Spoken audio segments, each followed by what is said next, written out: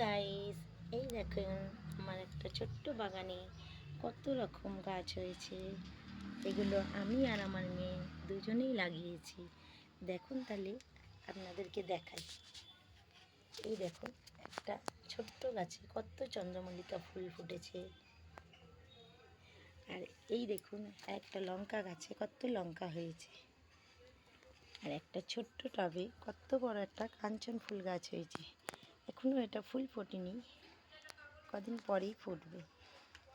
এবার দেখুন এইদিকে দেখুন পেঁয়াজ গাছ লাগিয়েছে। এটা আমার মেয়েই লাগিয়েছে। দেখেন কি দারুণ হয়েছে, এটা বড়। এই একটা বেলফুল গাছ, এটা নতুন লাগানো হয়েছে বেলফুল গাছটা।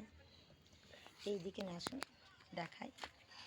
এইদিকে দেখুন একটা লাল পাতা গাছ, এটা একটা বাহারি গাছ। এটাও কি দারুণ সুন্দর হয়েছে, এটাও আমার মেয়েই লাগিয়েছে।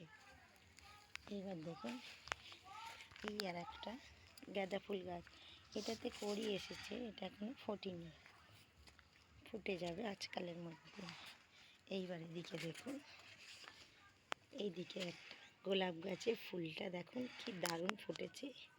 এই গাছটা একটা ছোট্ট গাছ আমি লাগিয়েছিলাম, সেইটা বড় হয়ে গেছে এখন। এইটাও একটা চন্দ্রমল্লিকা গাছ। এদিকে একটা সুপারি গাছও লাগানো হয়েছে। এদিকে বেগুন গাছগুলোও লাগিয়েছে আমি আর আমার মেয়ে দুজনেই।